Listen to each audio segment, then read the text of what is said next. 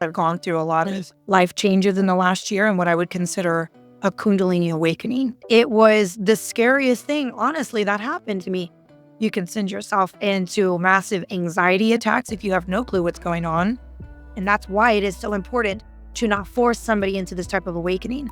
Because if you don't have the understanding that these things are happening for you and not to you, it will feel like the whole world is against you.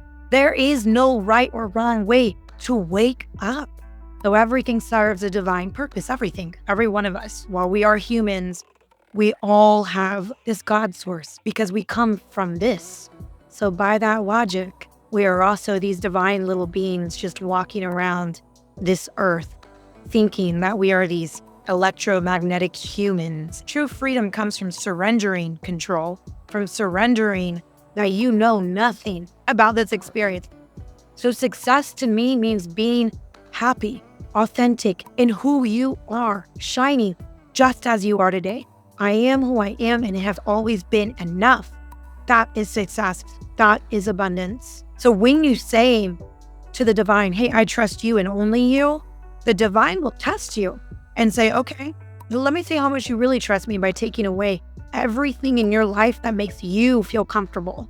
Since this awakening has happened, everything about me has changed. My appearance, the way that I speak, the way that I mother and parent my children, everything that I believed this world to be, everything that I believed myself to be, everything that I believe you to be, how you show up in this world, how I'm supposed to show up, completely changed. I believe we're here to grow, evolve, and help each other do the same thing in love. In love. I love love. That's why we're here, to love. I wanted to tell you, thank you so much for allowing me this time to share my story, to help others with my unique experiences. I appreciate you. Welcome to the Oliver Schirach Show, a podcast exploring the supernatural, the mystical and spiritual side of life, from near-death and out-of-body experiences to astrology, human design and indigenous wisdom, or the science of mind-body-spirit connection. Each episode dives into the mysteries that shape our human experience. Now, let's open up and welcome today's guest. There we are. We are started, and welcome to another episode from my show, the Oliver Schirach Show, where I'm going out to find interesting people to talk about to help you catch your dreams, basically.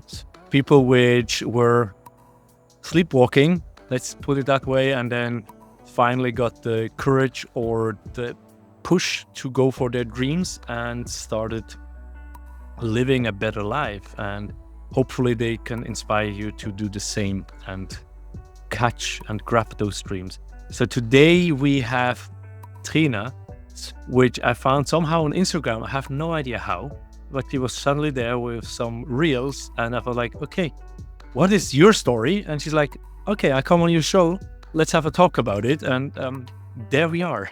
Yeah, here we are. Thank you for having me. You're welcome. And I have no idea where to start. I just know it's a journey of awakening, and I can see there's several eyes around you, and you have several videos where you share about like, hey, you're lovable and you're good the way you are. And so I'm really curious. And the pre-show started funny. We had some issues on your side with the hearing me. Then when we finally sat down, I tipped over my big glass of hot tea over my pants and everything. So,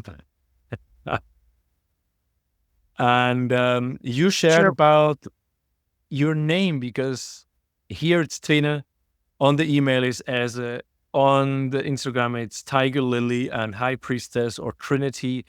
So tell me, what's it about these names? Yeah, so first things first, thank you for having me. I appreciate you. And I'm a big believer in that nothing happens by coincidence ever. So however we found each other, it was meant to be. So I'm grateful for you, and I'm grateful for this opportunity. So yes, the thing about names, again, I was explaining earlier, I'm just really different. I'm going to be way different than anybody you've ever met. And I believe names are really important And I believe that we can name ourselves if we want. So I was given the birth name of Trina. I've had many last names, so I never give my last name because it's always changing, apparently. But Tiger Lily, that's what I go by right now on Instagram. Trinity, like from the Matrix, just here to wake everybody up with my own story, is another one that I go by. But honestly, call me whatever. Yeah, I was thinking, Trina. Do you know the meaning of Trina? The name? So, the interesting is this. I don't know the meaning of my name. I've never looked it up. I'm not one of these people who I think I need to go find the answer all the time to things. I really think the answers are within me. But I'll tell you just a really quick backstory about my name. I'm adopted, and my birth mother, who has since passed, and I know my father, his name was Trinidad, and I'm his first child, and he wanted to name me Trinidad. And my mom was like, "Are you crazy? This is a girl. We're going to name her Trina." So that's how my name came about, but I don't know the exact meaning of it. Okay. Yeah. So yeah, nothing is by coincidence, right? It sounded like Trinidad, but there's a meaning behind. So Wow. thank you for that. Because some people know more about their name and they go really They deep. do. And I had to ask. So to get to know you, because I really don't know you, it's like, how would you describe yourself in 3 words? And I have the feeling like these 3 words are specifically different now than they have been perhaps 5, 10, 20 years ago. Yes. Okay, 3 words to describe me. Survivor, Okay. leader, Okay. and intuitive. Oh, no, that's okay. I was saying let's change the word leader to light. Why these 3 words? The 3 words, because it's funny you say they may be different than they were, 10 years ago. I'd say most of those words are actually still the same. So survivor, because I've been surviving. I have been conquering and overcoming since I came into this world, even before I came into this world. I would say light, because I have discovered that that's who we all are innately, but specifically, that is the purpose of my life. And that is who I am. I believe I'm a light. I believe I help other people's lights come on to make a way. And I would say intuitive, because I have discovered about myself these things that I always thought, or I always knew that I was, and I had no clue that everybody else wasn't intuitive, or had these spiritual gifts, as I call them. But I've had them my whole life, and they have developed more and more and more over the last year, especially because I've gone through a lot of life changes in the last year, and what I would consider a Kundalini awakening in the last year. Okay. Now I have to call myself a little back. Just want to see what you would answer on that. A question I used to ask is like a color. If you would be a new color in a coloring box, and it could be any color, what color would you be and why? Wow. You have no idea how significant that is for me right now. I have been preaching this idea of rainbows for a few months now. And that color is always changing. So what color would I choose for myself right now? Yellow. Yellow. And why? Oh, and look, you're wearing yellow. Wow. Yellow. Because I believe that yellow is it's a light. It's a guiding light. It feels happy. I'm a Leo. So the sun, right? We typically think of it as yellow or orange, which again is the light. So yellow. Okay. Now I also can see why you call yourself leader in the beginning, because a Leo, they Yes. are natural leaders normally, right? Yes. Yep. Exactly. And I was so close of asking what is your star sign, and then I'm like, no, I'm not going to go for that. Well, I'm a really, really proud of all of my signs. Well, I'll always tell you, don't worry. Yeah, I'm Aries, so I'm going down, head down through the wall. Let's be fair. Well, so I'm a Leo sun and Aries moon and a Scorpio rising. Okay. I'm not so good in all these things. I had the last interview last week was on astrology and astro art. So there's a lot of open questions I couldn't ask because we had time limit. Yeah. And there's numerology and there's human design and there's key genes and there's All of it. the whole Ayurvedic teachings and the traditional Chinese and it's kind of like part of my almost everyday life when I'm not at work or school, because then I don't want to hear about these things. Yeah, absolutely. I'm super into the sun signs and the numerology. I love it. Okay, perhaps let's see where we go with this talk. So you're a rainbow color changing, and right now you're yellow. And Yes. then the third question I used to ask when I started up the podcast some years ago, five and a half years, it's a secret. Not many people know about you. Cool. You would be ready to share. Yeah. Okay. Yes. Man. Okay. So typically this would be a difficult question for me because I am a very open book. I tend to share all of the things. But something that people don't know about me, I'm a birth mother. I have a child who I gave up for adoption some years ago. And this is something that is deeply, deeply personal about me that I have very, very few people know. Very few people know about me because I'm also adopted. And it's always been one of those things that I almost felt this like sense of shame about. And because of that, I've never really told people about it because of how I felt I would be perceived or viewed. And so until you've asked me, this is really something I've not really opened up or shared with people about. So people would be probably surprised to know that because I also have 5 children that some people will probably be like, wow, you have a 6th child somewhere? Yes, I do. I do. Wow. So you're what, 55 years old that you have so many kids, or? You would think with all of this, this is brand new too. Well, no, I'm 39. So I started a little young and I got them all boom, boom, boom, boom in my 20s. Wow. And stopped in my very early 30s. And that was always my goal, to be honest. I was like, I don't want to have kids when I'm in my 30s. I fulfilled that goal, didn't I? Wow. Okay. Yeah. I was 33. No, my daughter is, 33 when I had my daughter. So, and, Wow. and Wow. 35 with my son. So I was like older than you, but I'm a man, right? So it's Yeah. also a bit different. Yeah. Wow. 6 kids and a birth mother. So that's how you call it. I have a friend I interviewed a few years back.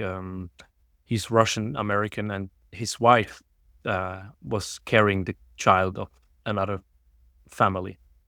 But there's a lot of trauma in that situation. Not going into there. So, but how is it for you to be a birth mother? Did you carry, was it planned or that you give the kid away, Wasn't. or?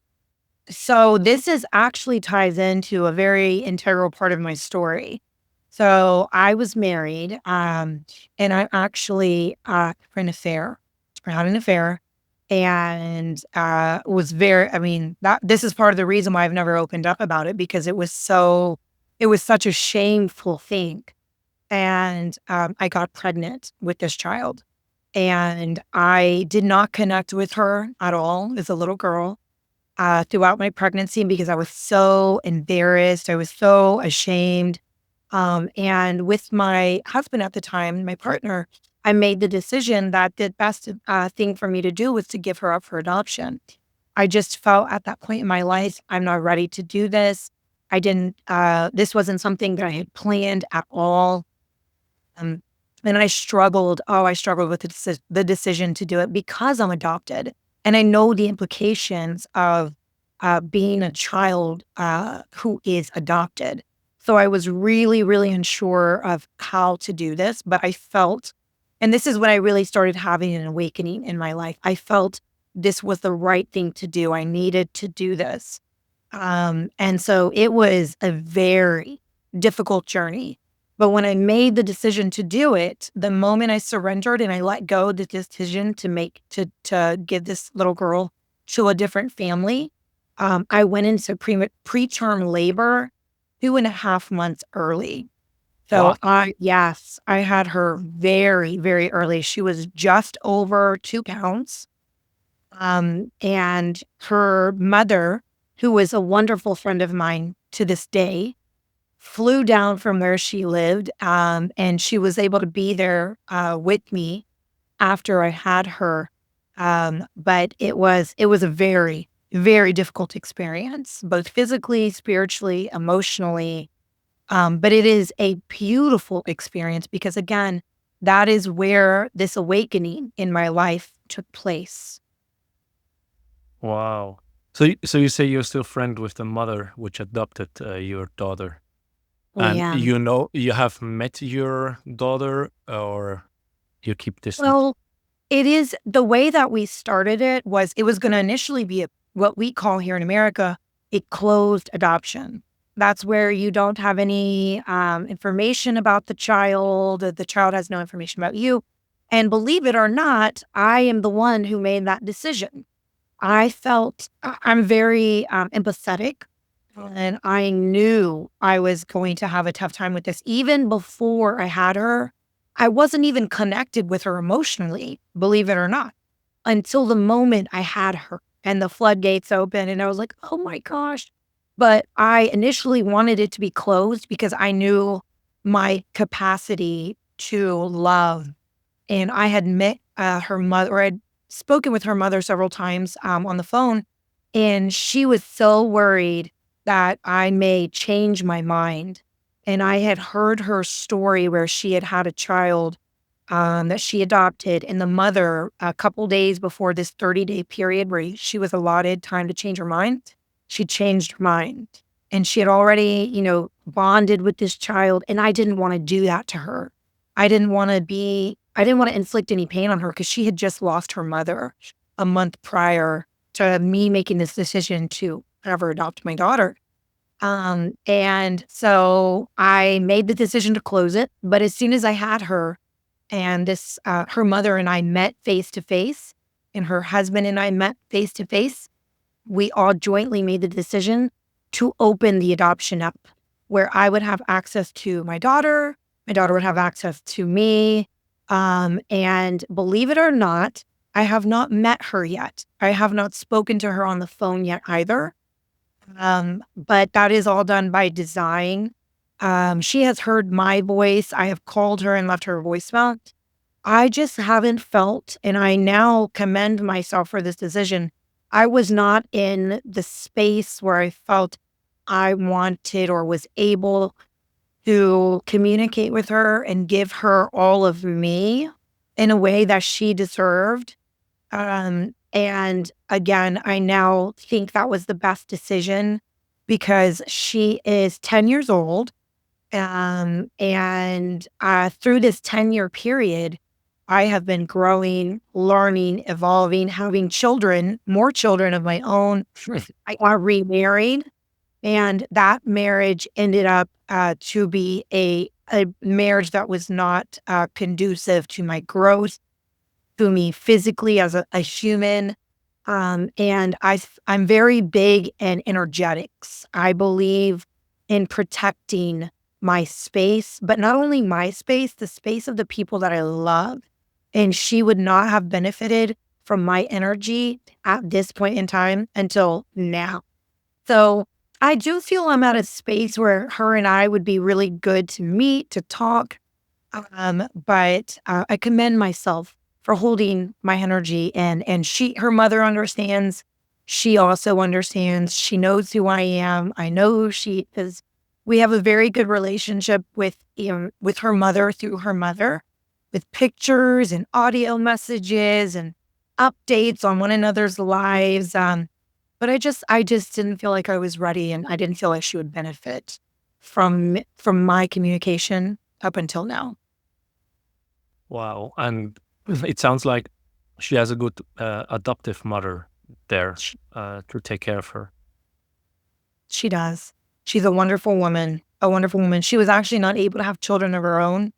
And she's very much the same as me, where she doesn't believe in putting a lot of chemicals in her body. So she didn't want to do IVF because she believes what is meant for her is meant for her.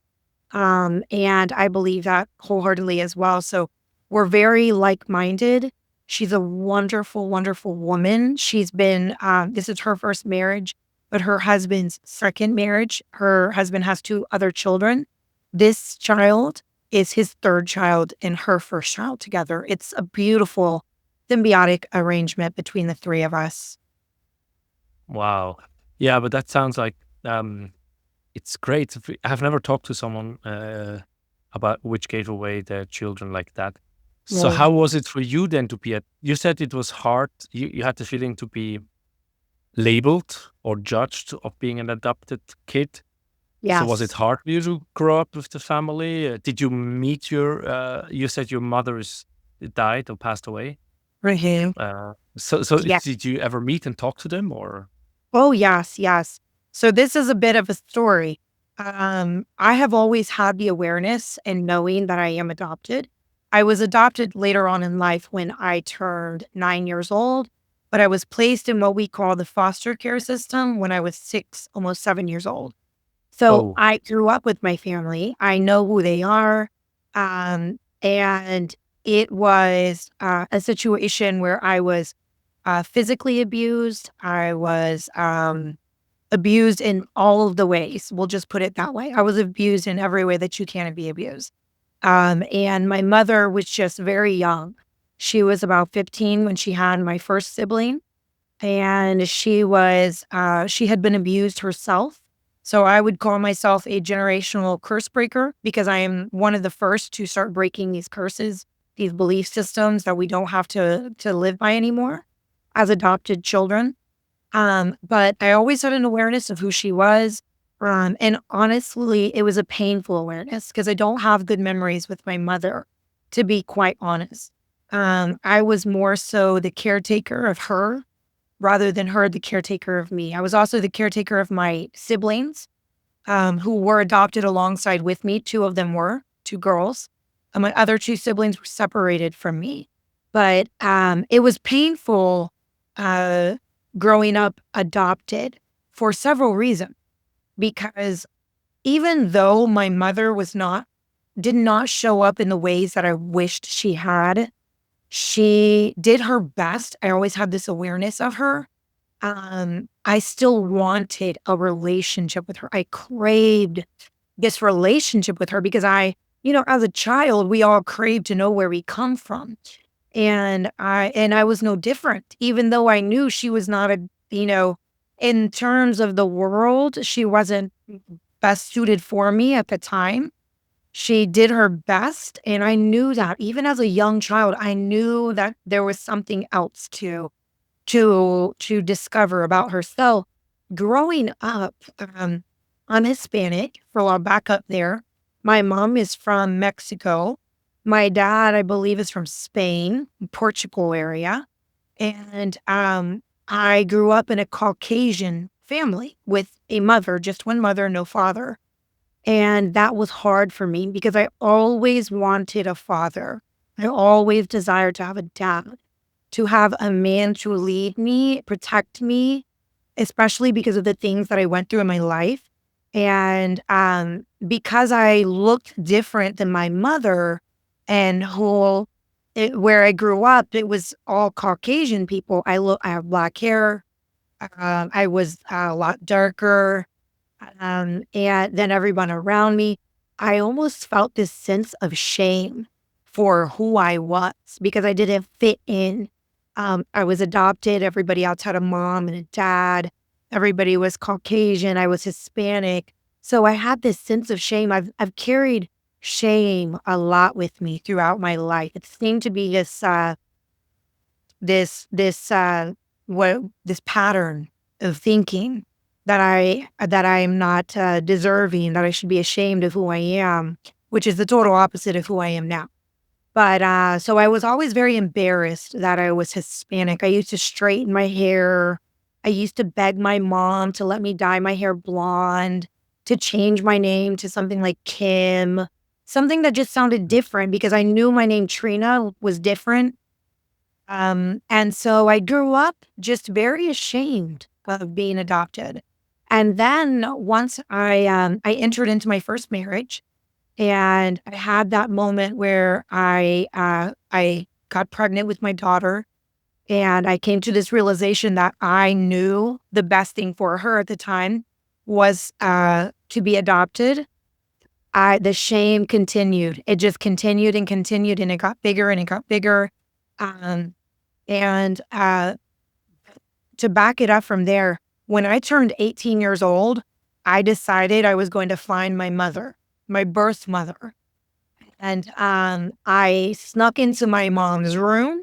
I broke open her file cabinet because I knew that she had information about my life in there. And there was a stack of papers probably this big. And I took it and I left for days. And I read and I read and I read. And a lot of it had been whited out. But I'm intuitive. And I know things. And so I started remembering. Remembering is a very big theme for me. I started remembering all these things about my life. And I was able to, if you can believe it or not, put every puzzle piece together, even all the names being whited out. And I found my birth mother. She was in a jail at the time. And I didn't even remember I had testified against her in court when I was 6 years old. And I was responsible for putting her in jail. My siblings and I, because of the things that I testified her against, about her against. And I was very afraid to write her, but I did. I wrote her a very long letter explaining to her who I was because I didn't know she would remember me. And I told her, I don't remember everything. I remember a lot of things. And I just want you to know that no matter what, I forgive you and that I love you. And I want a relationship with you. I want to know everything about you. I want to know about your life, and I want you to know about my life. And I sent that letter off, and I waited. It felt like a long time, a month, though, in actuality, for a letter to come back. And I got a letter back from her. And that's where it started. And one of the first things she said to me is, of course, I remember you. I think about you every day on your birthday. I think about you every holiday. I love you. I forgive you. I miss you. And that's where it started. We began to write each other back and forth, and she was released from jail. And I actually went out and I visited her a year later. I drove all night long. It was 16 hours from Georgia all the way, nonstop. I just straight there. And I'll tell you, it was an experience I will never forget, seeing my mother for the first time. And I was exhausted. I was shaking. I was terrified. And this little, small, tiny, 4'11" Hispanic woman who looked just like me, short hair, came walking out this door, just bouncing out, coming arms wide open to hug me. And it's a moment I'll never forget. I'll never forget it to the day I die. And I dropped everything and I ran. I ran and I hugged her. And I told her, I love you, I love you, I love you, I forgive you. It's okay, it's okay, it's okay. Because she was sobbing and she fell to her knees and I fell to my knees. And I had my 2 sisters with me that I brought from Georgia with me. It was a moment I'll never forget. I'll never forget.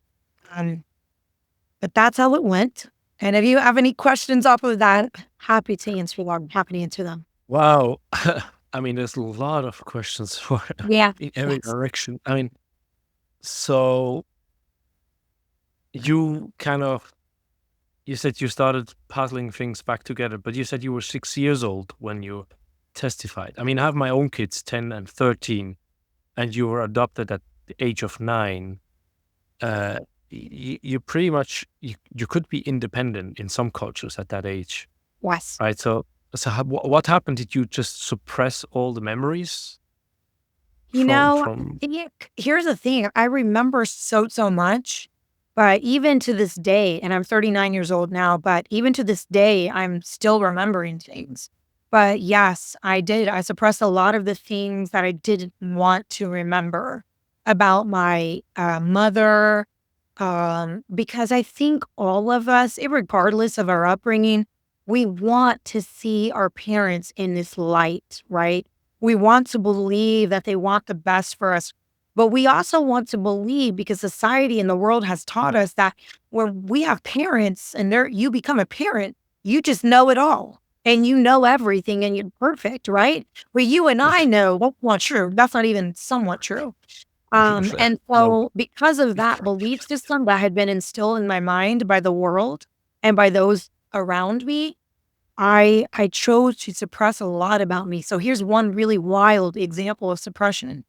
My first language is Spanish, but I am not fluent, not anymore, because I suppressed so much about my past that when I was 6 years old, I forgot how to speak Spanish. It's wild, right? It's like a defense mechanism or something, like a protective mechanism for myself. But when I'm around others who speak Spanish, it's like I remember, and it's like it's my first language again. But when I'm not around those families specifically, I can't really speak it fluently with you, but I can understand what you're saying. Isn't that wild? Okay. Bien, bien. Hablamos español. Yeah. But yeah, for me, okay, I'm not fluent in Spanish most of the time, but I've been in Ecuador and I could handle it very well. It's just because I'm not using it. So I'm actually Yeah. listening to podcasts some in Spanish. Today was children's stories in Spanish, or Latino, because Spain Spanish and Mexican Spanish, which is normally used for Latino, is not Yes. exactly the same. Example. But this is really interesting. I mean, from my growth and my journey of depression, suicidal thoughts, or very close of actually trying to do suicide. You go down these different rabbit holes of different TED Talks, of different podcasts, of different books, of different stories. I've never really talked to someone with a story like yours, and so that's why I'm asking. So it is a defense mechanism, and so I think this is all important for the awakening story, for the Kundalini, for everything that's going on, because you also call yourself a breaker, and I couldn't help it, but while you talked, I just put meaning of Trina, and Trina means triple, right? Three trilogies. Loves things in threes. I don't know if that makes any sense for you, but that was just like a short thing about Trina. It's about three, and I don't know. It's like when I listen to it, you were very young as a mother. Your birth mother was very young as a mother. I don't know. Do you know your grandmothers or grandparents? I Have they had do. I similar do. stories? Yeah. So my birth grandmother. Yeah. Yes, I do. So now here's the thing. My father, whom I believe to be my father, he actually passed away too recently. But the interesting Oh. thing is I've been married twice. My first marriage, my first divorce, my mother passed away. My second divorce, my father passed away. It's wild. But my father, whom I believe to be my father, his mother, I did know. She actually raised me. She did a lot of the raising from the time I was born to the time I was 6. But I don't remember a lot about her. I remember her to be very nurturing in spirit, very loving. My mother's mother, I know her, but I don't really have a relationship with her, and I don't really remember her very much. I know her because I met her again at my mother's funeral. But we didn't really connect a whole lot. She's the one who she went through a lot of things in her life, right? And as a result of that, my mother moved away when she was 14. She lived in a sign at a restaurant under a billboard sign. There was a metal enclosure. Oh, And she asked the restaurant worker, hey, can I live here and work in the restaurant for you? If I can live in your sign. And so she actually ran away from home to get away from her own mother. So I don't know much about my grandmother from that side. I haven't really talked to her a lot. My father's mother, I have. And I've only really talked to her one time since I've seen her from the funeral, my mother's funeral. But I do remember her. Very nurturing, very loving, very caring. She cared for my brother and I, who my brother and I actually are separated now. He did not get adopted with me. Him and my older sister were left behind in Georgia. And me and my 2 younger sisters, they came along with me. so you were adopted by the same family, all three of you. Mhm. All 3 of us, Wow. me and my 2 younger sisters. But and you said you felt different. Now you had your 2 younger sisters with you, so and you still felt different than the rest in the family that adopted you. What was that? Because you were adopted with your 2 sisters, so you had someone which looked alike, being Hispanic, but it Yeah, still brought shame to you. It still, or you it felt did. ashamed. You, It did, and I'll tell you why, because my sisters have different fathers than I do. So oh, because of that, we actually look vastly different, all 3 of us. And the thing is, we all have like the same eyes. You can tell we're sisters from that. really? But my sister, just under me, she looks very Caucasian, much more Caucasian than I do. Her skin tone is much lighter than I do. I would say she's got more Caucasian features than I do. And my sister under that, she looks very dark, right? She looks like she's almost from like the islands. She's very dark. Oh, So even with that, we all look different. Again, the rainbow is always a big thing for me because it's always been very big overarching theme in my life. I've always felt like I'm not too big, I'm not too small, I'm right in the middle. And that's been the theme of my life. I've always I don't look super dark like my youngest sister, but I don't look super Caucasian like my other sister, kind of right in the middle. So because of that, I always felt like, man, I am one of a kind. I now know that to be my superpower. But yes, I've always still felt very alone in everything, including my appearance. Yes. your sisters look so different to you. How did they then feel? Did you ever talk about it now that you've grown up? Yeah, I do. I have. So I would tell you, I am what we call in America the black sheep of the family. So I'm always trying to talk to my sisters about these things. Like, how do you feel? And I think just because of them and their personalities, and we're all different people with different ways of handling and coping with trauma. They're very different than I am. They don't open up as much as I do. So for them, I don't really know how they dealt with that. I will tell you from an intuitive space without going too much into their energy, because I haven't asked their permission for it. I can tell Yeah. you that I know they have felt their own sense of shame. I can tell you, I know they've both felt their own sense of isolation because of being adopted, because of looking different. I don't know exactly what that is, what that means for them and how it translates in their walks, because I am vastly different than anybody in my family. I will tell you that. Very different. Yeah. Okay, but then let's go. Yeah, there's like the two paths I have. One was like religion, because you're Latino Hispanic. Then I think of Catholic, but you've been Yeah. adopted. And a lot of time with the people, like my 2 Texas friends, I talked. One of them I talk a lot. She's in Georgia now. Wow. Yeah, at her middle son, I think. And the other one I interviewed for my podcast. So their religion has been a big part of their trauma. The Roman Catholic Church and the masculinity and the suppression and the belief sets and this is right, this is wrong. How has it been for you? Oh, thank you for asking me. Thank you. And can I just tell you how synchronistic? I was born in San Antonio, Texas. That's where I'm from. And I got adopted in Georgia. So, wow. Very interesting. So yeah, I grew up what I would Roman Catholic, right? That's like, and I don't say grow up after I got adopted because that's my life prior to being adopted. With my birth family, they were Roman Catholic. Matter of fact, when I was in foster care, I lived in a convent for a time before I was even put into a permanent foster care system. Um, but I will tell you a lot of people have a lot of a trauma because of their religion. My religion has what has brought me to my own religion, my own self, finding the divinity within myself. So I went from Roman Catholic to being adopted into a Caucasian family that was Southern Baptist. Do you know about them?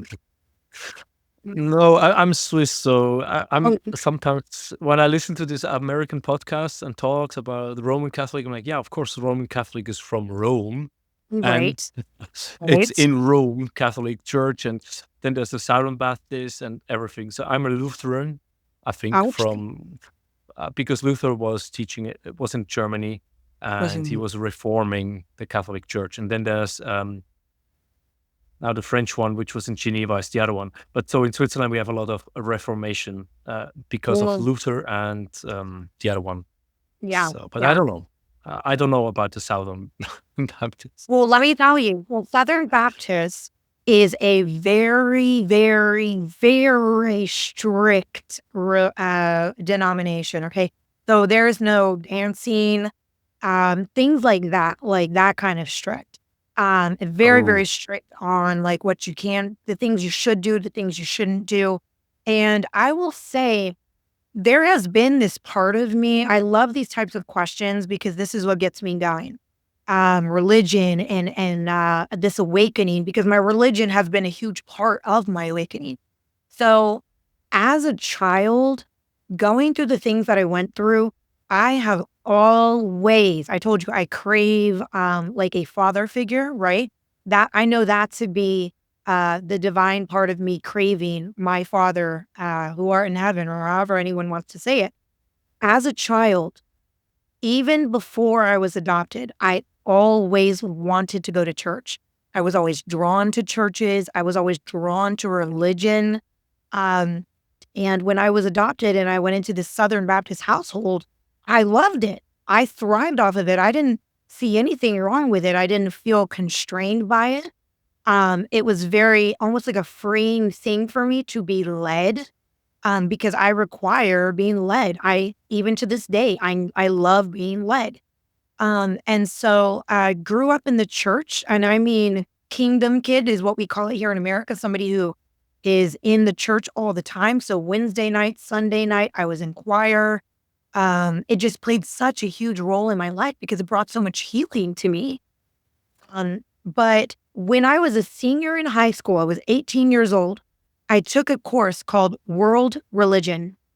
And oh my gosh, I was in heaven. I got to learn about Zoroastrians.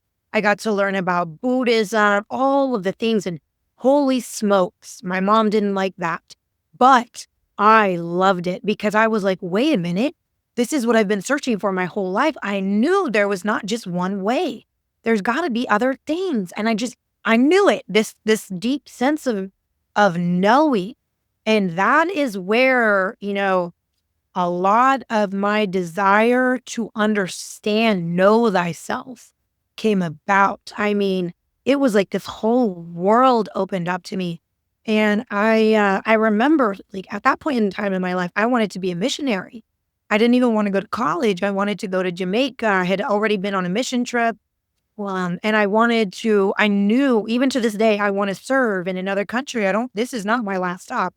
And so I began exploring that. And as a result of leaving home as an 18-year-old, not only did I leave home in the literal sense, I left home in the religious sense as well, where I was like, okay, there's more out there and I'm going to find it.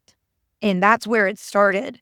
And I told you, I got married. I began having children. I describe myself as the prodigal daughter. because my story is so much bigger than you even realize. I got married. That relationship, it was a relationship where I was running from something rather than to something. And as a result, I knew I needed to leave that marriage. He was my best friend, but I knew it was not my path. And I lost my mother, right? And as a result of losing my mother, giving up my daughter for adoption, I almost rebuked God and religion. And I was like, you know what? If you were real, you wouldn't let these things happen to me. I was going through a dark night of the soul, if you will. I turned my back to religion entirely. And this is going from being very involved with religion to saying, nope, this is not for me. I knew it. I knew this life is all about pain. Everybody was right. I look foolish for following something that I cannot see. And so because of that, I don't want anything to do with religion. And that's where I was. And I say that 5 years ago, that's where I was. I got remarried, and that marriage was a very, it was not a good relationship physically, spiritually, mentally. Every bit of it was what you would call abusive. And because I was in this state of awakening, I mean, truly awakening. I mean, I was awakening to my spiritual gifts. I was awakening to the ways of the world, spiritual warfare. I found the divinity within me. I found religion, but in a different way. I started going into Wicca. I felt my best being natural. I'm a Leo, so I was very into Botox and the ways of this world. But I started having this very deep knowing and understanding as I delve into Wicca that there was something more. There was something more that I could not see, but I knew that that something more was in here, and it was not to be found out there. And so that is where my true awakening took place, was after and during this relationship. I started understanding that religion is not found on the outside of us, that it is truly found on the inside of us. And through nature, through connecting with earth, through connecting with self-accountability, with connecting with our own traumas, is where religion is found. That's where religion is found. That it is not this idea that we must go to a church. And don't get me wrong, I started going to church again too. I started going back to church. And this was only about 8 months ago. But as I found myself in church, I found myself understanding yet again that the church is in me. So I'll let you go and ask some questions based off of that. Well, yes, because it's a lot. yes, there's a lot, Oh. and it's awesome. It's so you were married early 20s, and so that's when the adoption kit was like within that marriage, and then you got married and got more kids, and that was the physical abuse. Because I've seen in your Instagram that you said you were reduced to you're not good enough. So that was the second marriage. So that's when you got Botox lips. I don't know what else. Materialistic world. Yes, all the things. Well, But you didn't do these things before. That only happened in the second marriage, or how was that? well, I did. I actually started doing Botox and stuff in my first marriage, near the end of the first marriage. But I started doing that because I felt, remember I told you, I felt so out of place in my skin all the time. I felt out of place. I just never felt good enough. I never felt valuable enough for my partners, for the people around me. And my solution to that was to get Botox, to dye my hair all black, to look, sound, and follow like everybody else. And so it started near the end of my first marriage. And then I started having these awakenings, but as a result of the partner I was with, who is very, very worldly. And there's nothing wrong with that. I want to preface the whole segment with there is nothing wrong with living in the ways of the world because it serves a purpose. Every stage of our life serves a purpose. So I don't look at other people who get Botox and lip injections and have breast implants and things like this. I don't look at those people and think, oh, I'm better than you, or oh my gosh, you're so lost. I don't think of people like that. I look at these people and I get excited for them, and I love them more, and I honor and I cherish them because I know where they are and I know it serves a purpose. And I love, love, love to see everybody in every stage of life, in every color of the rainbow, right? Because that's all it is. It's just another color of the rainbow. So, and it's beautiful, right? It's all beautiful. So in my second marriage, my last marriage I was in, I I started to really alter my appearance even more because my partner was very, very worldly. It was all about money and status and this job and these clothes and what your body looks like. And I got very consumed with that. Because I just wanted to be accepted by my partner. I just wanted him to love me. And oh, I hold myself now as I say that because I feel so bad that I felt I needed to do those things to feel loved and accepted. When in actuality, I was just wanting to love myself, and I couldn't see that at the time, you know. And so I didn't, you know, to we'll get into it at some point, I'm sure. I didn't leave that marriage. I didn't leave that marriage because I believe in unconditional love. I believe in unconditional forgiveness and seeing people as they are, meeting them where they are. But as I left that marriage, when he divorced me, I had this understanding and this awakening, if you will, that I am that I am, and I have always been enough. And so I stopped dyeing my hair. I stopped getting Botox. I started eating in the ways that I believe I was intended to eat all along for 39 years, which is raw food, food sourced from the sun. And I started understanding that I am beautiful. I am so beautiful. And it is not this skin suit that makes me beautiful. It is not the color of my hair. It is not the lack of wrinkles that makes me beautiful. It's the wrinkles that make me beautiful. But beyond that, right? Because this is wisdom. This is wise. This is wise. But beyond the surface level, this is nothing but a skin suit. This is an earth suit. And it serves a purpose to keep me safe and supported in this reality and nothing more. What is beautiful about me is my heart, my soul, my journey, the lessons that I have, the wisdom that I carry, and the light that I am. Because when I sit authentically in a space of being me, embracing me for every bit of my story, the good, the bad, the very, very chaotic, when I sit in those spaces, my light shines brighter than any line that could be taken away, than any, breast size or waist size. What is beautiful about me is here. That is what shines. That is why light is one of my words. Yes. Wow. And I definitely can see that when you say the worldly and that you cherish the people and you love them even more because you have been there. So as you said, it serves a purpose. You learned the lesson. I don't know if everyone learns Yes. the lesson, but for you, it was like you said many, many times in the talk we had so far that you didn't feel you fit in, you didn't feel comfortable in the skin. So you started making the changes just to realize actually it is good the way it Yeah. is. And and you said the first marriage you were running away, not running to.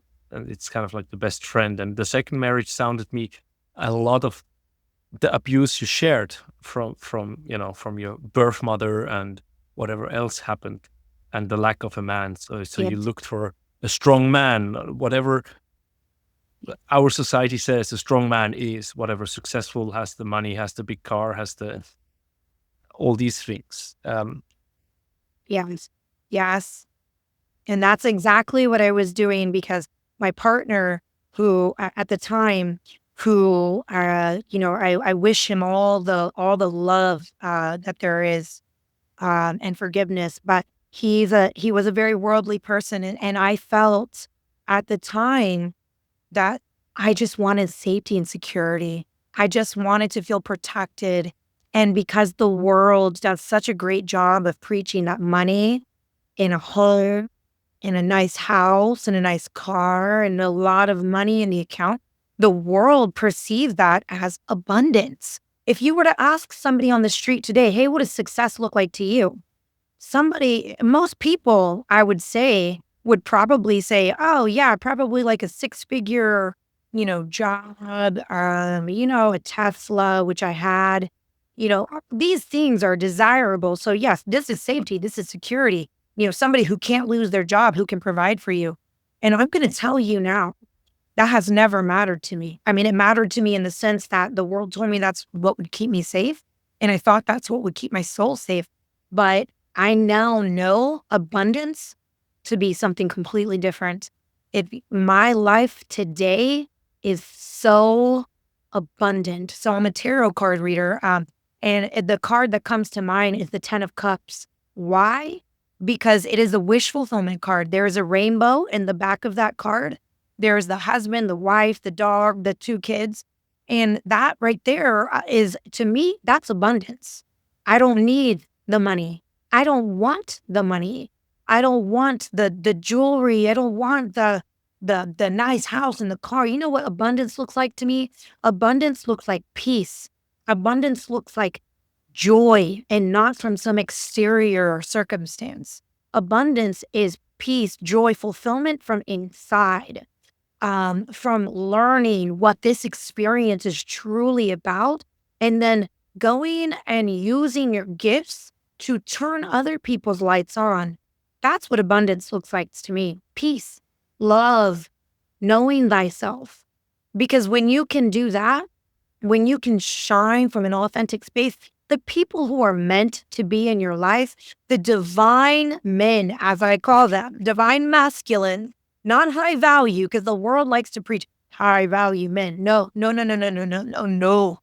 To me, a divine masculine is a man who understands these concepts, that they are led through the divine, and that is how they protect their feminine, not through money, but by the divine's purpose and guidance. That to me is the type of man that will eventually come into my life. But I'm not looking. Wow, you answered questions I had in my head, or touch upon questions I had in my head, which so often happens when I interview. I have to be careful with what I'm sending out to my guests through my thoughts. What? Because one of the questions which is floating there and should be on my to ask questions is, what does success look to you now? I mean, you shared what others, or what you believe others say, but what is success to you? Is it abundance, or you want to elaborate on that differently? Yeah. No, success to me, let's start it like this. 2 years ago, a year ago, if you would have asked me what does success look like, I would have said exactly what I just told you. It would be a nice house, a 6-figure job, a beautiful car that works, right? These are the things I would have said are successful. Today, as I am, September 27th at 12:21. Beautiful. Oh, beautiful. Oh, 12:21. Yes, night number. Divine is always speaking for us. Always, always. Oh, I love it. Today, as I sit here before you now, my friend, success looks like what I'm doing right now. Oh, I could cry. I'm very emotional, by the way. So, success is walking through the hardest times in your life and saying, I didn't know that I could do this. I don't even know what the destination, with the path, with the journey. I take it back. I know what the destination is. I don't know what the path looks like to get there, but I know that the destination is peace. I know that the destination is love. I know that the destination is shining my light so that others can see me, so that they can see themselves. Oof. Because I want people to love themselves as much as I know I can love me. Because I never knew that I could love me like this. I never knew that I could sit before you now, because I've grown up with body dysmorphic disorder my whole life, where I look at myself in a mirror and I don't like what I see. I never knew that I could look at myself now in this camera pane and say, oh my gosh, she's beautiful. Not because of this, but because of this, because of what she's gone through, because of how she still chooses to shine, how she still chooses to love. That's success. Success is saying, you know what, I've gone through some really bad things, but I am no longer going to say, well, this is an excuse for me to be a really mean person to these people, or this is an excuse for me to say, hey, I will never, ever again try to love people again, because people are mean. They are inherently bad. They hurt other people. But you know what? The nature of humans is just that. But why? Because the nature of humans is to learn, to grow, to evolve. That's why we're here. So again, the rainbow, we love, we go through all of these phases of life, and every single phase serves a purpose. And every single phase is beautiful, because without every single moment of life, without the bad and the chaotic and the ugly and the messy and the scary, we can't all be yellow. We can't all be yellow. We all have to have these different colors and represent these different colors so that we can shine our most authentic way. So success to me means being happy, authentic in who you are, shining just as you are today. I am who I am, and it has always been enough. That is success. That is abundance. Part number 2, we had a short break. And we come from what does it mean to be authentic and success. And one of my questions I wrote down, what is the purpose of life? We touched upon that as well, right? It's to be... What is the purpose of life? Yes, I believe the purpose of life is exactly what you and I are doing right here, truly. I believe that the purpose of life is not to be running a rat race. I don't believe in, again, I'm a very different person. I don't believe as women, as for me personally, that my job is to go stress out about a job or stress out about how much money I'm supposed to make or what I'm supposed to be, look like as a 39-year-old mother or woman. I believe the purpose of life is to connect with other humans, to grow, to evolve, so that we don't have to keep coming back and doing the same old game all the time. And if you know anything about life path numbers, I'm life path number 9. This is my last time here. So where I get it or I won't, and I get it. Oh. So I believe, I believe we're here to grow, evolve, and help each other do the same thing in love. In love. I love love. That's why we're here, to love. Wow. Yeah. Colin just shared me, he said, yeah, my life number is number 5 and blah, blah, blah. And that was just before we talked. And now you come with the life number. Yes. So I think mine is number 6, but I'm not sure. I just did it fast in my head. But I've been told this is the last time, 2 times. Actually, Gene Keys basically says this is my last time.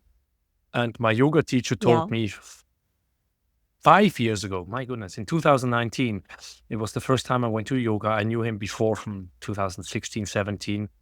So when finally I managed to go to his class, and in the first class at the end, we talked, we're like, oh, it's great that you're here. He looked at me like, oh, this is the last time you're reincarnating. I'm like, what? I just start to re-believe in these things. And it's just like, boom, last time. And Gene Keys says something similar. When I look at my Gene Keys, it's like the angel cross of whatever. It's just basically the same. It's kind of like realization, the total realization of reality. I'm far from it. walk. I'm far from it. It's very mental. It's not I much feel you. experiential for me. So I think that's when I make this path and I start to experience stuff.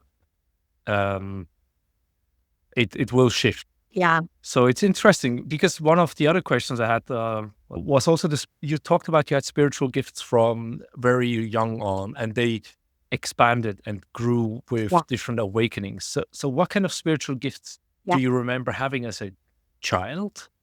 So as a child, well, and here's what I'll say about this. Everybody is empathetic. Everybody. And most people think, oh, no, that's more of a woman's thing. Absolutely not. Nope, nope, nope, nope. We all have spiritual gifts. That's one thing. But I have always been very empathetic. That was the first thing I used to really, really recall about myself. So I used to always tell people growing up, oh, when you cry, I can literally feel it. And so that's my superpower. Or I can feel you. And I never knew that was a thing. I thought like everybody could do that. Or I thought everybody felt like that. Like when they see somebody cry, it makes them sad too. But I started to understand, like, yeah, other people feel sad too. But like when I walk into a room, I don't have to know anybody in the room. I can feel them. And I remember it being really weird and really almost scary at certain times because I started like it would if you don't have a really good grasp of your emotions, and of course as a child, who does? I remember it being very, very off-putting for me because I would be very happy and then I would go into a room and become very, very sad. And the world will call that depression. It's not. It's called empathy. And so I remember being very, very weirded out by that. But again, as I've gotten older, I've started to educate myself on some of those things. But not only, educate myself, more and more gifts have continued to open up as I've gotten older. Okay, so what kind of other gifts do you opened up, and how did they come? Do you remember? I mean, you said I had this feeling. All these different stages you shared with us, like going to your mom, there was some kind of awakening when she came from prison, or when you reached out, when you got divorced, when you got pregnant from from being with another man, that was kind of waking you up. Being together with your last husband waking you up. So there's like a lot of these awakening stages. And Yeah. were they followed Yep. with gifts opening up, or? Yeah, absolutely. And it's really, really interesting. And I hope that this will help some people out there because I had no clue about any of the physical symptoms too of awakening spiritual gifts. So as a child, again, I was very empathetic. And then when I got adopted is really when I started feeling people. That's when I would start going into rooms and feeling other people's emotions. Well, as I got older, probably as I started having children, that's when that becoming intuitive really opened up. Because being intuitive and being empathetic are two different things. Empathy is just quite literally being able to feel other people. Intuitive is where you just know things, and you don't know how you know them, but you do. Some people will call that clairsentient. But that started as I became an adult. That gift got progressively stronger. Like I would just know when things were off with people around me. I also have the gift of discernment. I'm not trying to be like, oh my God, I'm so cool, but I have a lot of gifts. So when I got into my first marriage, I started to understand I had the gift of discernment. I could understand when somebody was telling me something that maybe it wasn't true, or maybe they could say, hey, I'm okay. But then I could feel them. So I knew that they weren't.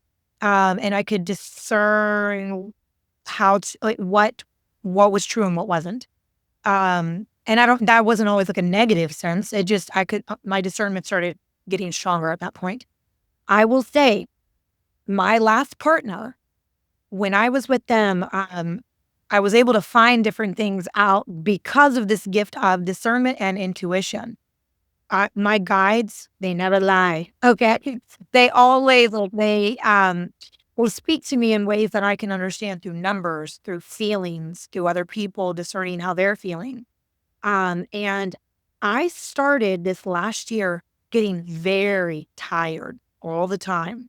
And I've always been kind of a tired person, but I mean, all the time. And then I started getting really hot. And this is the most bizarre one of them of all.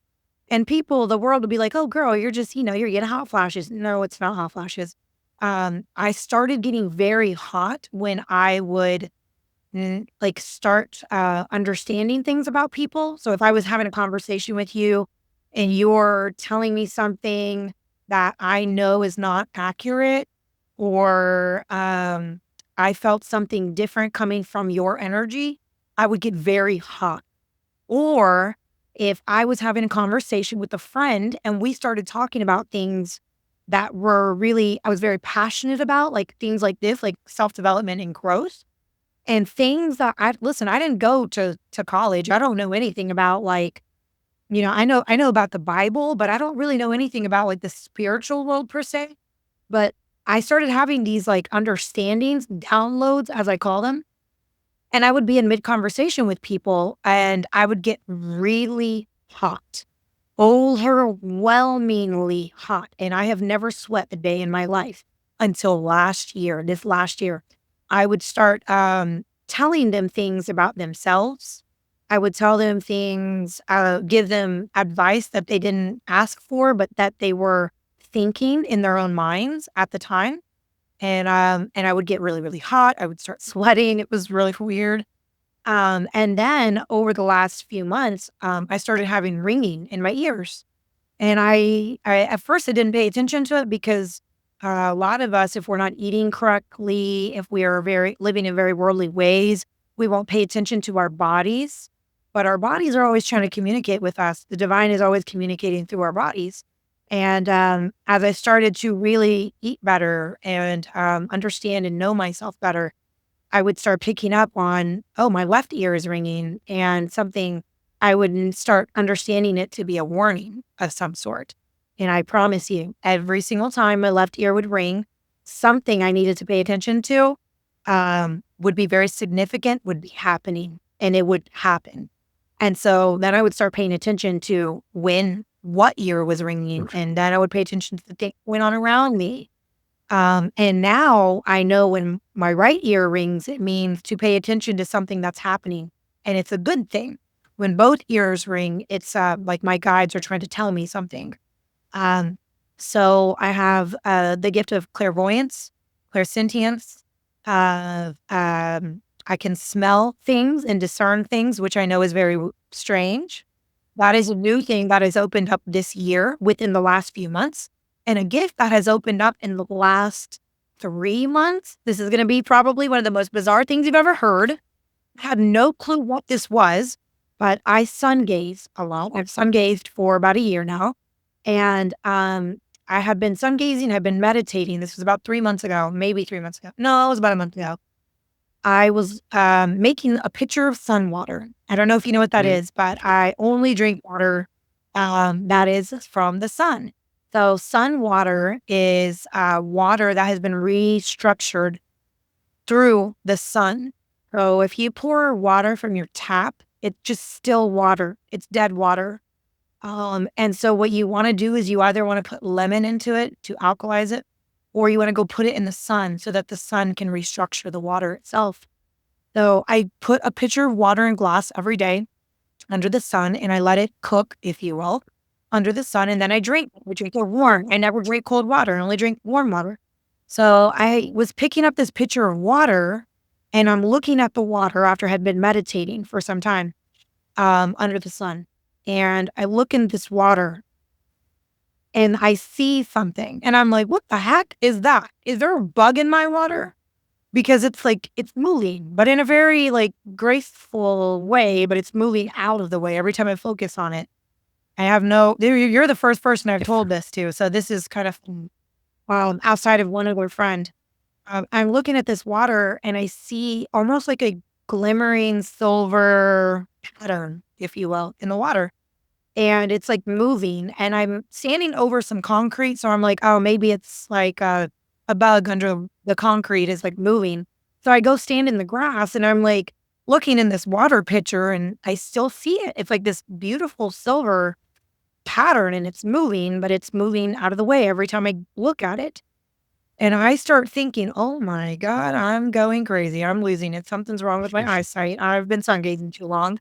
So it was just the most strange thing. And I didn't tell anybody about it because I was worried people would think I was nuts. That shame thing, okay? Yes. And so I have a friend who is very spiritual like I am. And so I call her up and I'm like, girl, am I going crazy? Is like, I see something in my water. What? Like, and she's like, well, what is it? And I tell her, well, it's like silver. It's got this weird pattern. It almost looks like a computer chip, but it's like in a wavy line and it's moving around in the water. And she's like, Trina, that sounds like cymetics. And I was like, what? What is that? Never even heard of it. And she's like, it's like the something about like the structure, the science of the frequency of water. And she's like, water holds memory. And I knew this. And I know the importance of speaking good things over your water. I speak affirmations over my water every day. But she's like, Trina, water holds memory. Like, go back and look at the water and like try to remember something. And I was like, what? That's a little weird for me even. But and I figured maybe something's wrong with my eyesight and with her too. I don't know. But we're always connected very deeply with music. So cymetics, music, water. So I go and I get this pitcher of water and I dump it all out. And I'm like, we're going to start all over again because something's wrong with this water. So I go in and get more water. Same thing. I start seeing it again. And so then I start buying water from the store, a different brand of water. Same thing. And I use tap water. Same thing. Same images.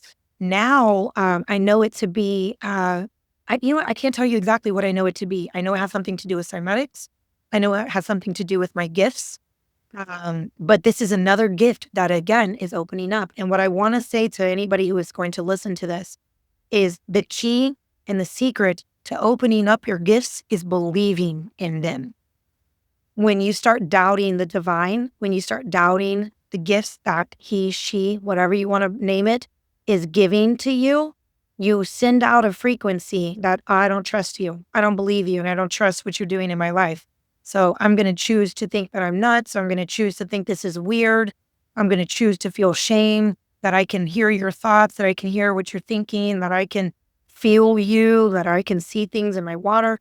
When you send that frequency out, then you tell the divine, well, I don't trust you. And then the divine says, well, I don't trust you. So I'm going to move on and give it to somebody else who will trust me, who will live out this purpose, this plan I have for you. And the more that I have trusted in the divine, the more that I have trusted in myself, the more gifts have opened up to me. And it's been beautiful, amazing, wild journey. Wow. The more that you have trusted, the more the gifts opened up. And it fits a bit to what what's his name? Greg Braden talks about as well, with the different gifts, like music or a book or a story or whatever.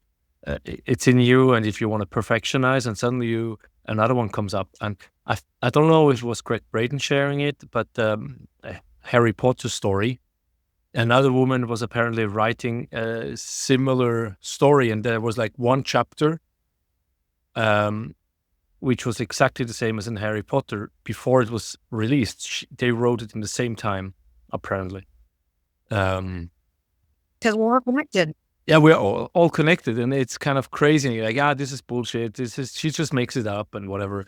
But that's of course, if you live very materialistic, very egoistic, where it's me, I'm the one creating and nothing else, because I'm so special. I'm separate. I'm different, right? And I think that's also part of the whole destruction of the world. If it's even a destruction, I'm getting more and more to the point where I say, nothing that happens in the world is caused by us, really. As long as Mother Earth allows it, it will happen. So we are not caught, we are part of the game, and that's the fun part, being in the spiritual world, talking to different people with different experiences. I had some near-death experience on my show. I and I had some other people with out of body experiences. And the stories are similar but different. And that's the fun part. Actually, from my interviews, I realize when I listen to other podcasts, the stories are very similar a lot of times and the experience. But the few near-death experiences I interviewed, it's different, each of them. So, but basically it's like canon, the photography canon says, the world is a playground, I think, something like that. I think it's their slogan. Yes. And I think this is what it is, right? It's being in your authentic self, finding out who you are and play the game and have fun about it. And realizing you're part of a bigger game, a bigger picture, and connected in some ways. You don't have to understand, at least. Yeah. And for me, myself, it's like what you said, the more you trust, the more the gifts are opening. I think it's also my trust, which is lacking. My sense of need to control, even though I know I have no control. Well, the things we all struggle with. We all want to control the things that happen around us, because when we control the things that happen around us, we have this false sense of security that we can control the things that happen to us. But when my favorite thing, the thing that I have learned in this life, in this stage of my life, is that nothing happens to you, nothing, but things happen for you. They happen for you, but nothing's happening to you. And that's where true freedom comes. True freedom comes from surrendering control, from surrendering that you know nothing about this experience. I know nothing about this experience. I know myself. I know what the divine wants and has for me, but I can't control anything here. I can just join along for the ride and go with the flow, or I can fight against the flow and just be like always trying to go upstream. And that's what you do when you try to control things, you know? And it's only when we truly surrender our thoughts, when we surrender everything that we expect about this life, like you surrender people's judgments, the way that they see you, the way they view you, the way your life is supposed to look. I'm 39. I have 5 kids. I am not supposed to be married twice, according to the world standards, right? But we don't know anything. All of these things serve purpose, divine purpose, to get us to where we are. If I hadn't had those things happen to me, I wouldn't be where I am at 12:54 talking to you today. I just wouldn't. So everything serves a divine purpose, everything. Yeah, and we sometimes, as I already said, try to know and understand instead of just enjoying it. And as I said, I know intellectually, I'm very intellectually based, but that's the path. Looking at my human design again, my astrology, my Ayurvedic, because I'm Tridoshic, so I'm on fire, water, where it's all balanced or should be balanced, but my air is not balanced. I have too much air. Now I'm living in Denmark. I don't expect you to know anything about Denmark. And you're not even European. But anyway, it's very windy. So there's a lot of air, right? So there's a lot of air. And I'm like, I came here and I'm disbalanced in my air because where I live, there's a lot of air. And it's triggering me. It's annoying me. When it's windy, I'm getting so angry. But it's for me to learn to be in balance and harmony within myself, with my design, my architecture, the avatar, the skin suit, the flesh, the meat piece, as my yoga teacher says. As I came here and chose to play the game, right? If I play Mario's warrior games, I choose to be Wario or Mario or Luigi, and they have different talents.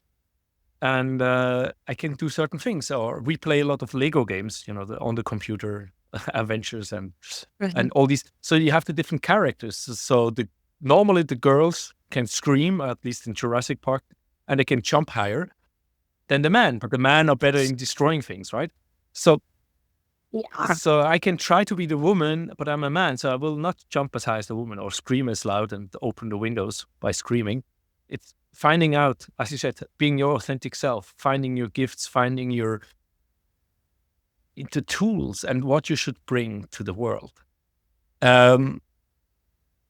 So that's beautiful. I have here Trinity within, because you shared something before we had the short break, that you said you felt the Trinity within you. And I just wrote it down. So how do you feel that within you, or how do you realize that it's inside you? The divinity, I always say that.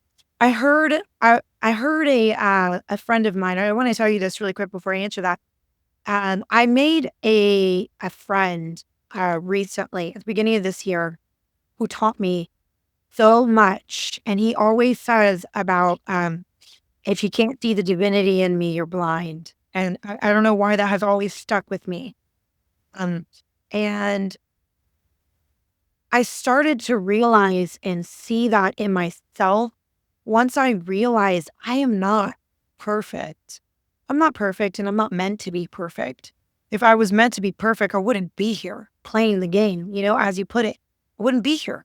I would be done up there or out there. I don't know where we're at, where we're going, but wherever that is, that's where I would be. The divinity in me is understanding that we are a God as well.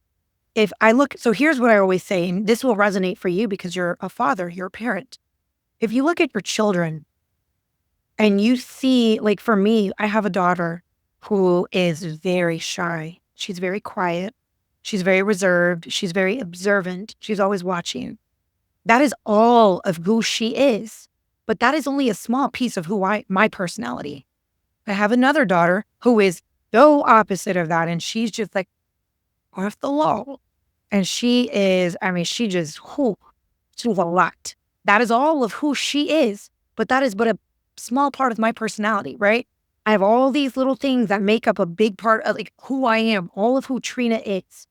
But these small parts of me were passed down to my children and it makes up all of who they are.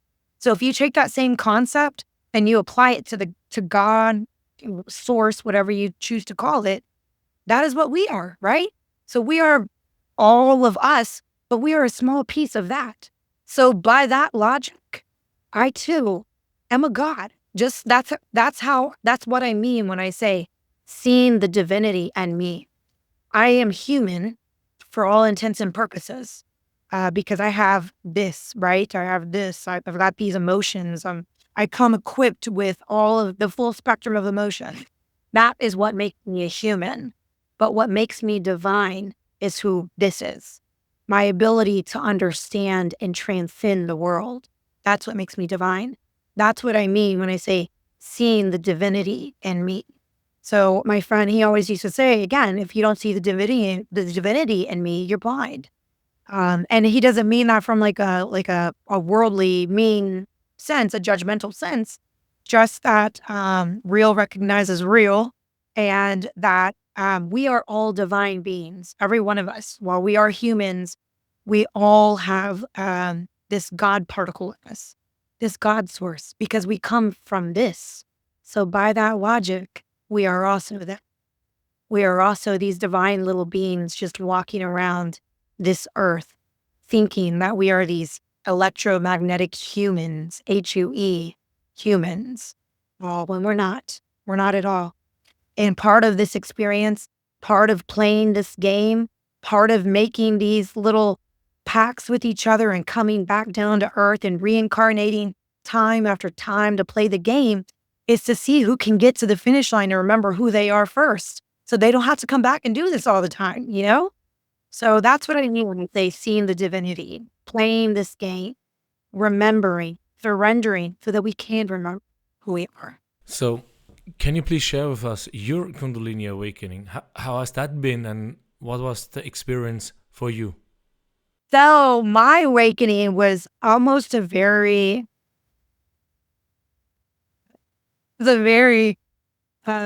was earlier this year, back in, I want to say March, perhaps. It was with a partner. So we'll probably leave most of that there. But it was with a partner, and it was with this partner who was a friend of mine, who was from Texas, actually, from Dallas, Texas. And he was the one who always talks about if you can't see the divinity in your mind. And had an experience with him. And from that point on, like it was a complete, I can't even express to you. Have you ever had a Kundalini awakening? Let's start there. No. I didn't have a Kundalini awakening or a spiritual awakening, as many say. My awakenings were more on the mental level, seeing what is happening around us in the world, politics, healthcare, food, all that kind of stuff. So, my awakening was more like, as I said, mental, and how the world tries to control us and what they want us to believe in. Okay. So for me, it was a very physical awakening, as we know Kundalini awakenings to be. And it wasn't even in the sense that you would think that it was. It wasn't even in a a physical face-to-face sense. It was different. A very different. Well, it would be kind of weird to get into, but we'll just leave it at that. But I will tell you, from that moment on, everything about me has changed. Everything about my life, everything that I believed this world to be, everything that I believed myself to be, everything that I believe you to be, how you show up in this world, how I'm supposed to show up, completely changed. Everything about my diet, the way that I dress, every single thing.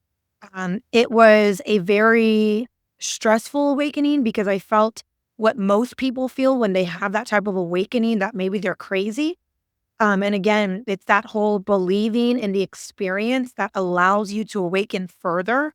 There was many different stages that all happened all at once.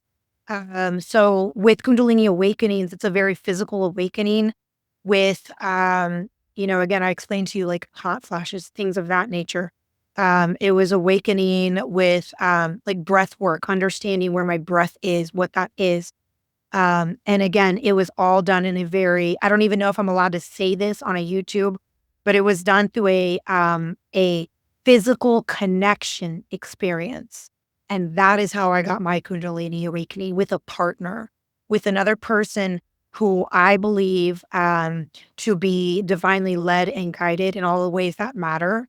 And through our physical connection, I was able to receive telepathic messages even with this person. I even have a telepathic connection with this person still.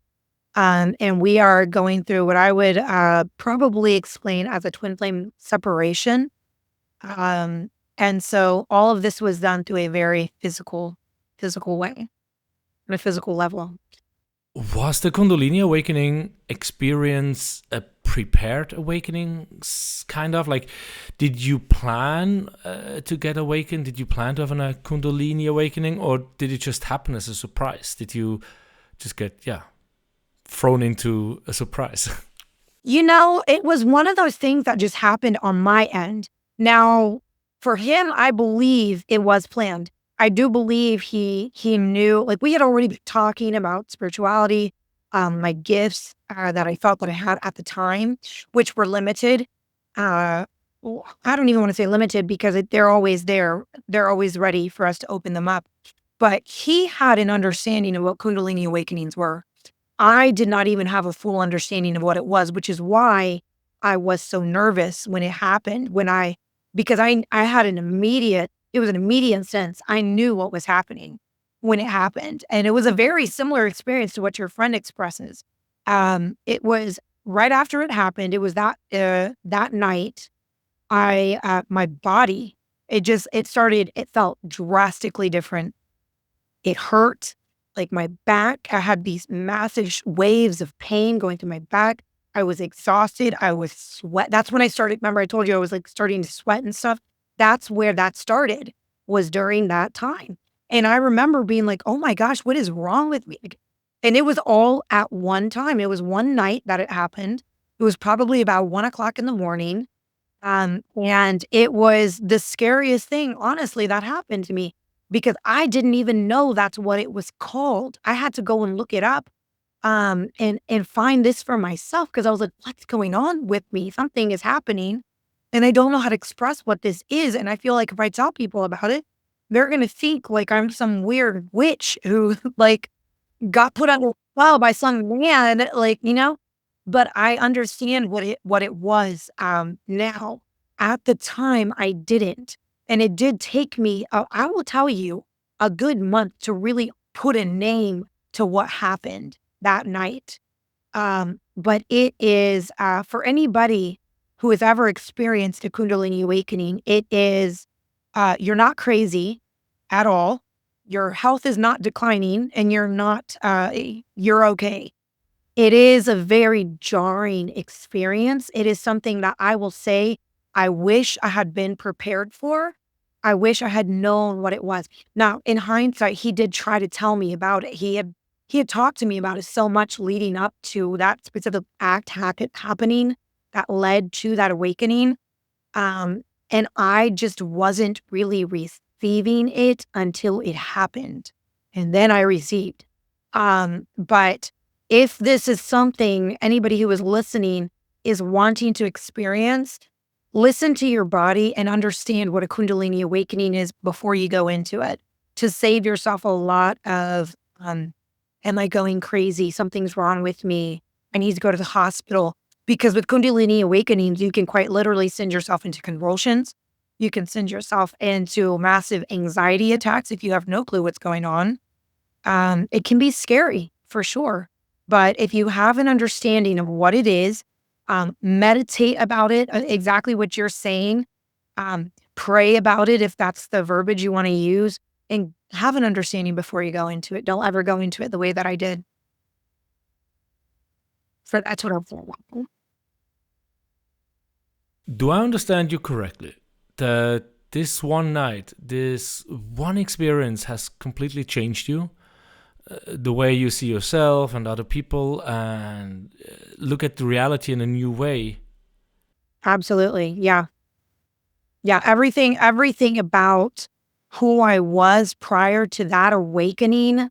Oh my gosh. If you even saw my Instagram page, so I've completely even changed my Instagram page because it was all about me. It was all about me. Like, oh, I've got something to teach you. I can tell you what to do. I know I have all the answers. Now, oh, and everything about me has changed since that awakening. Now, like, as you see, I very rarely show my face on Instagram. I very rarely will go and offer insight to people because for me, since that awakening has transpired, I now understand that, A, we are all connected. So it's not a Trina show. It's not the Trina show. Everybody else has insight to offer. And I choose to use my platform now to highlight other people because I believe that I am not the end all, the be all. I do believe I am that I am, but I also believe so are you.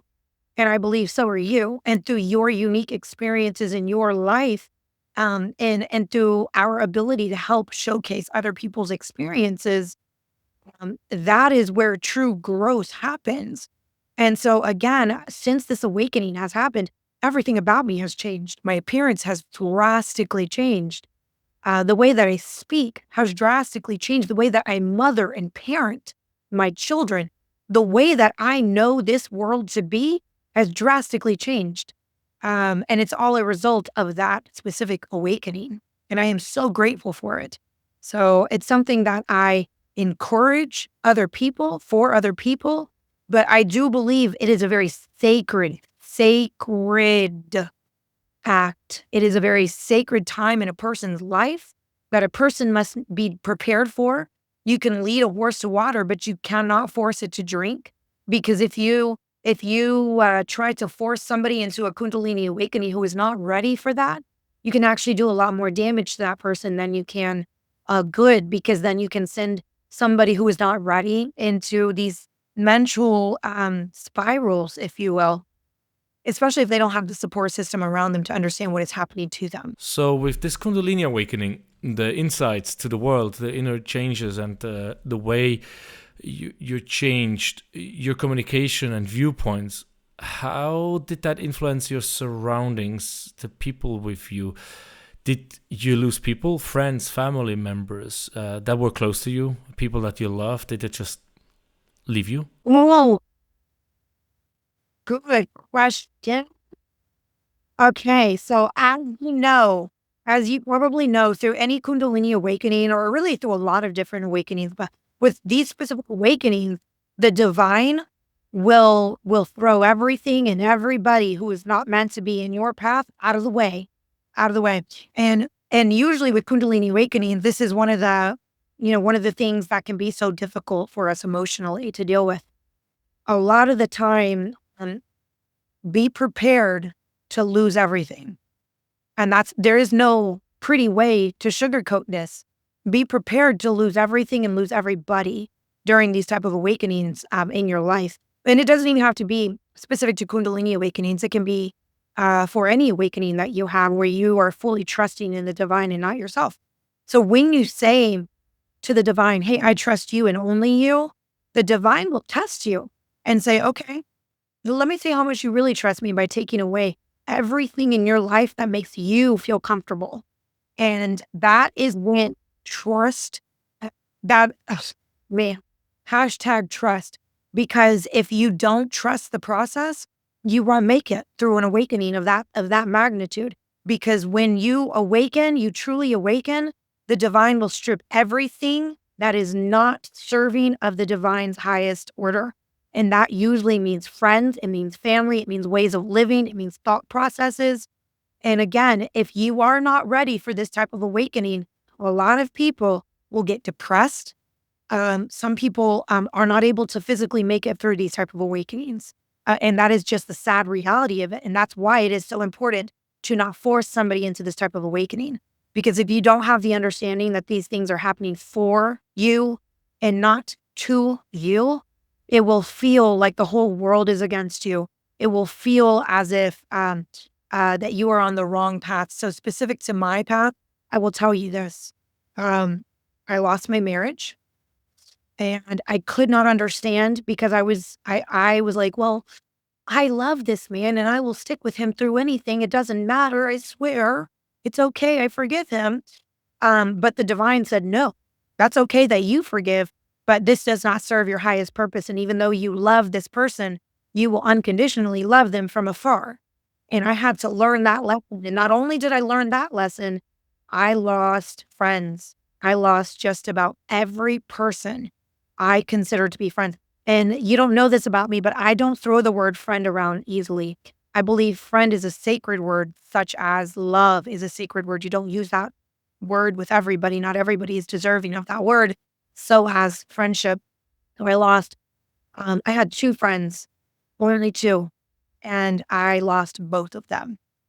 I call it a Judas moment. When you go through Kundalini awakenings, you'll have a lot of Judas moments where you will feel, I thought these people were my friends, but really they it's not that they weren't, it's just that they were meant to serve a higher purpose in your life, which was to show you don't need anybody. And a lot of the times when you go through a Kundalini awakening, you have what I call these isolation periods where the divine will isolate you, but it's through divine isolation. It's to help you understand that you are not alone and to rely solely up here. And that these isolation periods are not forever. They're not forever, but they are so important and they are so integral to the growth of a spiritual being to lose everything. And that is the nature of a Kundalini awakening, is to lose everything. You will lose friends. I lost my friends and I lost family members. I did. And not in a physical sense, but in a sense where they could not understand the path that I was walking. They could not understand that I refuse to live my life in a worldly sense. I don't care about the money. I don't care about the clothes. I don't care about the opinions of what the way the world tells you to show up. And a lot of the time, family will look at you and say, well, you didn't used to be like that. And they will judge you. And it is up to you to fight, because that's what the world will tell you to do. Oh, well, let me explain to you what's happening. You don't need to explain to anybody anything. And one of my friends, the friend who assisted me in the Kundalini awakening, says, let whoever think whatever. Does it really matter? No, it doesn't. And because of this thought process, you will lose people. And I posted a video once of a person walking down the stairs of a ship. It's from the movie Pirates of the Caribbean.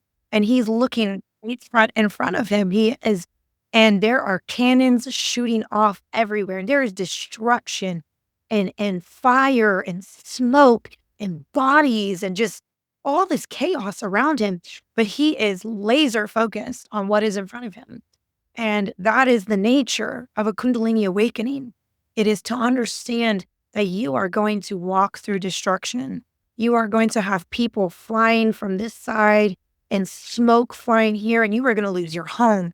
You may lose your job. You may lose your car. You may lose somebody that you once called friend because they see this path that you're walking, and there's a lot of jealous people, a lot of jealous eyes.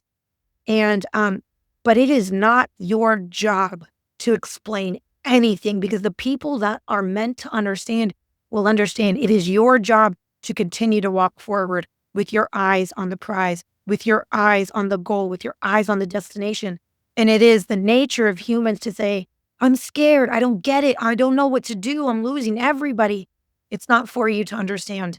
It is for you to continue walking the journey in the path, understanding that there is something better there, but you need to let go and surrender. My children, I am blessed and I am fortunate that I have always marched to the beat of my drum. I've always raised my children in the ways that I feel that the divine intended for me. And because I've always had a deep knowing, I now understand all of these things I had been doing as a mother were things I was always supposed to do.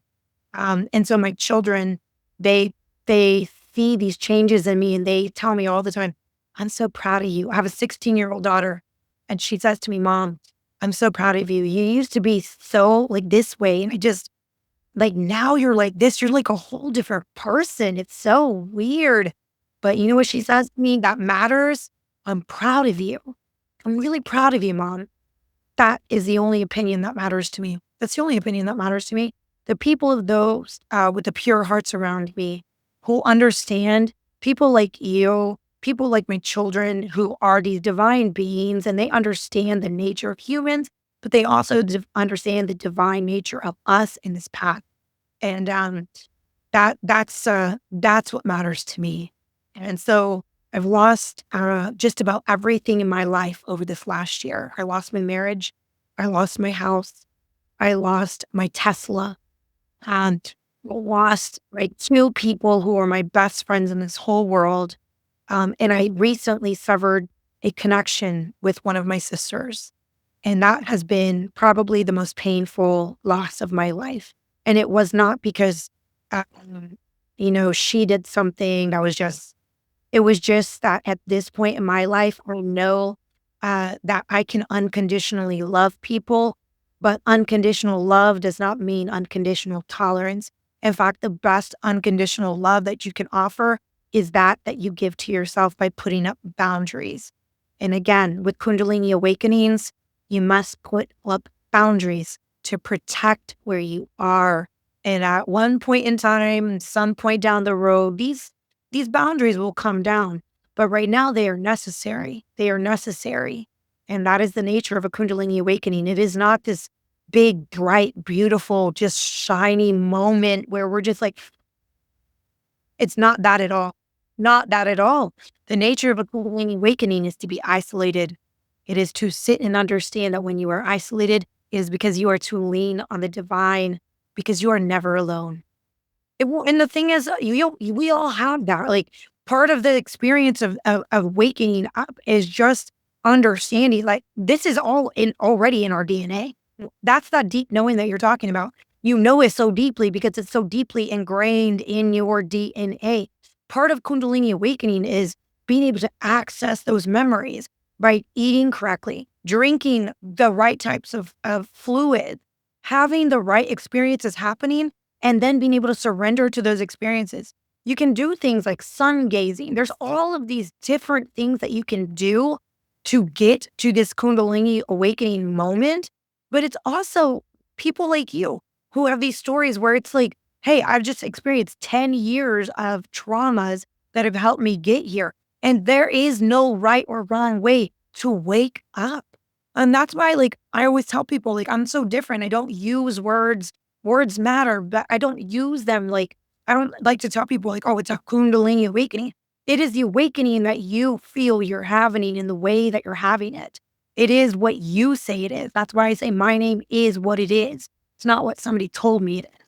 I'm very big on just knowing, because you do just know. Trust that. We have so much to share. And Yes. this is crazy. This is crazy. So much information, and I just understand all these things. It's awesome what you've shared. I have so many other things in my head. Like, how do I pull these things together, all these thread out here? You shared something about tarot cards, numerology. So what are you actually doing now? Or what did you do before? Now, have you been an accountant, a shop assistant, homestaying mom? Sure. And what are you doing now? So the interesting thing is this. I didn't go to college. Okay. I did for a little bit, but then I was like, oh, let me go have some kids. So that's what I did. And then I went and started doing sales and marketing because, again, at the time I was a lot younger. I had the face and I was like, oh, yes, this will be easy because I'll just use my looks to get by. And that's what I did. And up until recently, I was working in the corporate world and information technology. And that is definitely a male-driven world. It is not a world where women are taken seriously at all. But it was a world that I was very successful in because of how little and cute and smart I am. And I'm not the typical. But then again, it's like that knowing. I just have never liked working. I'm just going to be honest. I just never liked the corporate world. I did not like business meetings. What? Like, I don't like being told how to dress. Like, no. And so every job I ever had within sales, I just didn't like it. And I would find some reason to leave because it just didn't feel natural. It almost felt like my body, oh, my little light's off. It almost felt like my body was breaking down. It was the weirdest thing. But then when I married my partner, the one who I recently got divorced from, he was very much in line with me staying home and raising my children. And I was very grateful for that because that, honestly, when I am just in a state of existing, I feel so much better. I feel like I can receive messages. I can receive things better. I just feel more connected. Have you ever heard the phrase disconnect to connect? That is how I feel. When I'm disconnected from the world, I feel more connected to source. And when we feel more connected to source, then we are able to understand what our true purpose here is. And that is what I've been doing. So I started thinking, okay, I need to figure out something because while I'm here, from a worldly perspective, we have to play by the rule. And you can't just go frolicking through the forest all the time and have what you need, right? Like as a mom, I still got to buy you clothes. I still have to buy food. And so I was like, well, here we go. I am divorced. I can't just sit home now. I've got to find something to do. So I started doing a life coaching business on the side. It was called Trina Marie Soul Ascension for the Divine. Because I wanted other people to have this knowledge of how to eat, how to live, how to dress even, because even the clothes we wear are poisonous for us. And so I decided that's what I'm going to do. I picked up tarot cards, which is something I never did until this year in February. I got my first set of tarot cards and I was like, I have no clue what I'm doing, but here we go. And I loved it. And I was like, okay, so this is what I'm supposed to do.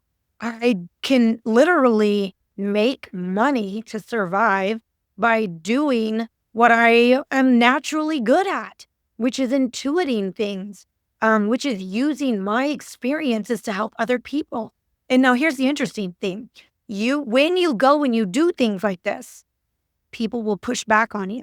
And they'll be like, because I had somebody tell me, one of my best friend's partners, he looked at me and he said, Trina, you are the last person I would take relationship advice from. And I was like, oh my gosh. But I didn't react that way. I'm a receiver because I'm divine feminine. Divine feminine, we are receivers. So I received that message. It doesn't bother me when people, it used to bother me because I always felt like I needed to assert myself. I needed to prove myself.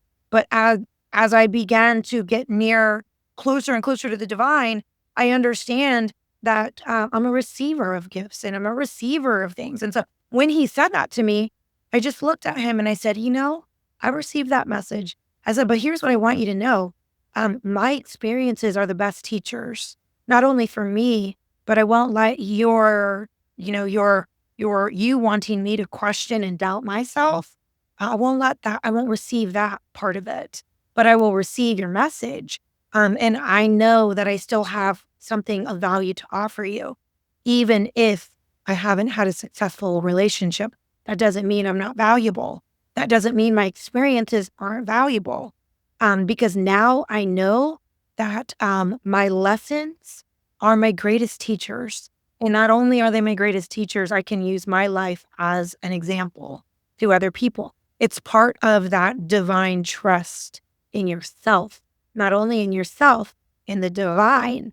And so, yeah, I've had many of experiences like that. But what I do now is I do that on the side, but I'm also, I don't know the exact name for it. I go and I help children with disabilities who this is my career as of now in the worldly sense.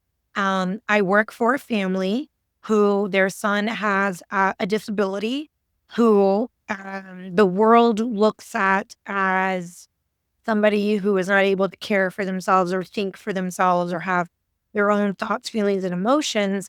And I spend 8, sometimes 12 hours a day with this young man. And I learn from him. I interact with him. I take care of him. And through taking care of him in a very physical sense, he takes care of me in a very spiritual sense. He teaches me things about myself that most people would look at him and his disability and be like, what could you possibly have to gain and learn from him? I learn the most beautiful lessons from him every day. I learn the gift of patience. I learn how to communicate people with him in not just a worldly way with our words. I learn how to communicate with him in a way that he understands and he understands me through love and through acts of service. We're able to serve one another. And he's a child. He's a little boy.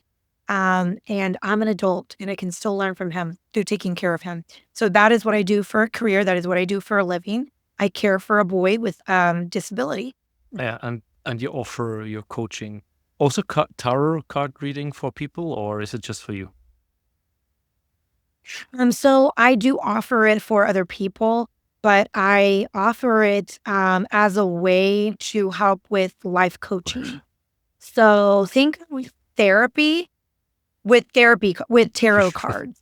So as well as my own experiences. So that's what I do as well. So I'll do it with people who come to me and are like, hey, I'm going through this experience in my life. Like one of my clients happens to be a good friend of mine who is going through relationship difficulties. And she's kind of going through her own awakening right now. And so I'm able to offer insight through use of my tarot cards, through guidance from a spiritual perspective, but also through this is what's going on. These are some ways that you can maybe handle life through divine guidance with my cards. It's really, really interesting because most people use tarot to like predict the future or predict what has happened, where I do that as well, but I don't use it as a way to prophesize anything.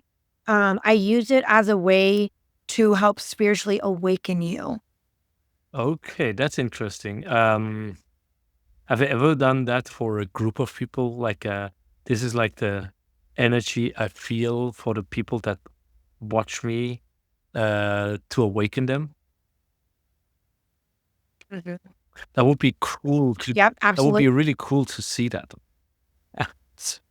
Yep. I would love to do that sometime for you guys. I've actually been thinking about like going on lives eventually and doing my like own little podcast and using my tarot cards to like open up questions with. And so, hey, I could always do that for you if you ever wanted. Yeah, we can Absolutely. see like if we do like a second episode and I take some try Yeah. to pull all these open questions that are swirling around because you have so much knowledge and wow, there's so much energy, but that's what's happening. Fire and fire element. I've not been communicating much with lions. I just shared that with another woman, which told me she's a Leo. I'm like, this is weird. I don't know so many Leos, but I know a lot of Aries. And she said she doesn't know a lot of Aries, but she knows a lot of Leo. I don't know if that's kind of... That's wild. I don't know any Aries except for you, really. Yeah, we are very stubborn bastards. We can push a lot of things into starting, but that's kind of like you say, Aries is like the first sign of the circle, right? So it's like the starter, fire element, like the Leo, and Yes. so I can definitely feel that fire. I have to say, like, Yeah. yeah. So, is there any, like, advice or call to action you would like to share with the audience for this part of our Yes. show? Yes. I would. And it's really basically the same themes that we've been talking about. My call to action would be for people to understand that when things happen in your life, whether they feel good or not, because a lot of us like to cling to the things that feel good in our lives. It's really easy to live this experience when things are going good.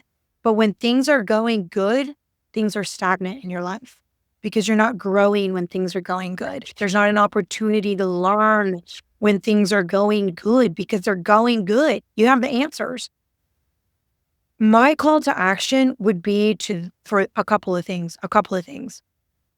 Go outside. Go outside. Get in the sun, put your back against a tree and get ready for your life to fall apart so we can fall together. I'm telling you, there is so much healing in nature, specifically in trees. And it would be so much to get into it, but trees are just like mycelium network on a grander scale. They are meant to show you who you are. They are the greatest teaching and healing tool, but be prepared if you put your hand on a tree for your life to fall apart in the most beautiful way ever. My whole life fell apart this last year because I chose to put my hands on a tree and say, I trust you. Show me what it is I need to see. I got a divorce. I lost my father. I lost my house. I lost my car. I lost my job, everything. I lost everything, my friends, everything. But I didn't lose anything. It happened for me. So I would like everybody to understand what surrender is. Surrender and to understand that that is the only way to happiness is to allow things to fall away from your life. Allow things. Don't, when rocks inevitably get thrown in your river, the first thing we want to do is go run in that river and fish that rock out so that we can continue this flow of energy in our life. But when you do that, when you think that a rock being thrown in your path, when a divorce happening, when losing your kids, when people talking bad about you or losing your friends, when you try to control that flow in your life, you will end up just like this, just like constantly struggling to get up the river, constantly struggling, constantly depressed, anxious, angry, sad, upset, constantly feeling no sense of clarity about life. When you can let go and understand that these things are happening for you, for is the word. Allow the divine to take over. Allow the divine to show you who you are in these moments that feel scary, that feel hard, that feel isolating and alone, and you don't know which way to turn. Those are the moments where the divine is showing you who you are. The divine is showing you how strong that you are. But it takes surrendering. It takes saying, I don't know why you're doing this. I have no fucking clue. And it's so uncomfortable. And I'm even a little pissed off at you right now for allowing this shit to happen in my life. It's okay. The divine is so much bigger than you, and the divine can take that. Get mad if you want, but then understand that this is for you. And man, how beautiful, how great thou art it is. How beautiful for your life to fall apart. How beautiful. The world will tell you it's uncomfortable and it's scary and it's bad and it's sad. But that's not true. This is my favorite thing I like to say. When the world says to look right, you better go left because the world is wrong. It's completely wrong. So when things happen to you, it's not bad. It's good. It means that the divine trusts you. It means that you're ready for evolution. It means you're ready to ascend. It means that you're ready to love and grow and evolve. So my call to action would be let the tower fall. Let the bridges burn. Let the cannons go off. Let the smoke fly. Let the bodies fly. Let it fall down and crumble around you. And do so with a loving, and here's the key word, with a grateful heart. Make sure you tell divine, thank you for this divorce. Thank you for this job loss. Thank you for making me start over again. Thank you for showing me who I am. Because you are not alone. You are loved, you are capable, and you are ready. So when it happens, be grateful, be happy, and sit in love, sit in your heart. That's what I would say. Trust. Wow, that was step 1, 2, 3. It's kind of like a summary of what we talked. Awesome. Yeah, let the tower fall, and you're ready. Basically, when shit happens, Tower's you're fall. ready. Sometimes you need to hear that. Yes. Is there anything actually Yes. we forgot to I forgot to ask you? Anything that comes up? I mean, even after almost 2.5 hours, is there anything you would like to share to this first talk?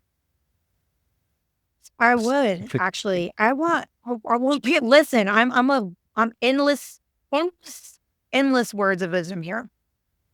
Change the way that you eat. And it's uncomfortable. It's going to be uncomfortable. But there's a reason why they call it a gut feeling. There's a reason why it's called a gut feeling.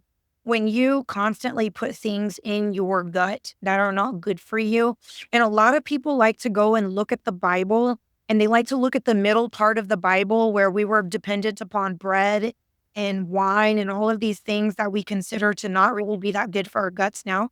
Those things were only being eaten and utilized during times of famine, okay? But at the beginning of the Bible and at the end of the Bible, it talks very much about, I have put you, like when in the Garden of Eden, I've put you here. I've given you the food that is necessary, the seeds and the plants, which are fruits, vegetables, and herbs. Okay. That if you are somebody who is interested in an awakening, you are interested in opening up your spiritual gifts, Kundalini awakenings, it starts with your diet. It starts with your diet. It's not going to be easy.